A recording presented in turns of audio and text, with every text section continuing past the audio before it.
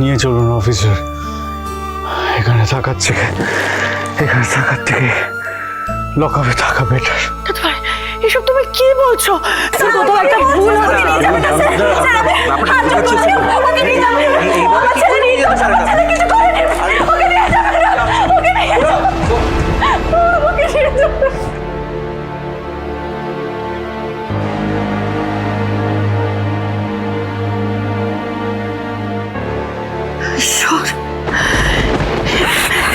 এসব কি হচ্ছে আমার পরিবারে? কার কুনজর যে পড়েছে আমার পরিবারে কে জানে। এই এলার কুনজর পড়েছে মা, এই মেয়েটার কুনজর পড়েছে। এই মেয়েটা যেদিন থেকে বাড়িতে পা দিয়েছে সেদিন থেকে এই সেন বাড়ির একের পর এক সর্বনাশ হয়েই চলেছে। মেঘনা পালিয়ে গিয়ে বিয়ে করতে চাইলো, পালাতে পারলো না, শেষমেশ মন মেরে বিয়ে করতে বাধ্য হলো। বাবা অসুস্থ হয়ে গেল, আমাদের এ বাড়ির বিজনেস মুখ থুবড়ে পড়লো, ওই অ্যাপটাও মুখ থুবড়ে পড়লো। আর এখন এই গোড়া বাধ্য হলো এই এলাকে বিয়ে করতে। ওর মন ছিল না, ওর ইচ্ছে ছিল না।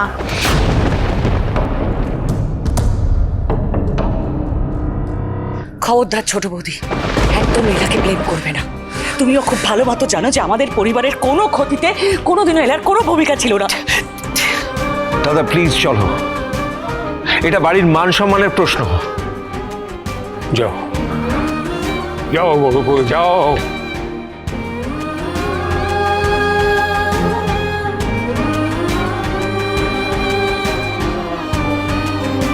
না, আমার দাদু ভাই এরকম অন্যায় করতেই পারে না। আমি সেই শিক্ষায় বড় করিনি ওকে। এই সেন বাড়ি কোনো ছেলে এরকম খারাপ কাজ করতে পারে না। দাদু তুমি শান্ত হও, ওরা তো গেছে, ওরা ঠিক নিয়ে আসবে। দাদু, একটা ড্রাগখোর লোকের সাথে আমার দিদির বিয়ে ঠিক হয়েছিল, আর আমি এটা নিয়ে হিংসে করছিলাম। তা এই ঘোড়ার সাথে আমার মৈনাকের কোনো তুলনাই হয় না। দিদি, গোড়া সেনকে তো লকআপে নিয়ে গেল, তাহলে কি তোর বিয়েটা এবারেও হলো না? তোর কপালটাই খারাপ রে। আমরা ওনার গাড়ির থেকে অনেক ড্রাগস পেয়েছি।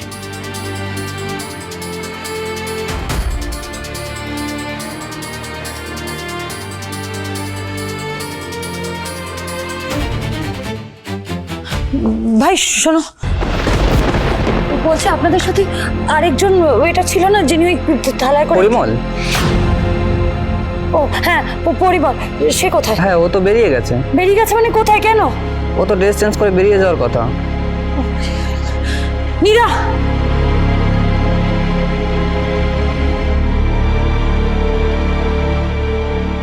হঠাৎ পরিমলের খোঁজ করছে কেন এলা?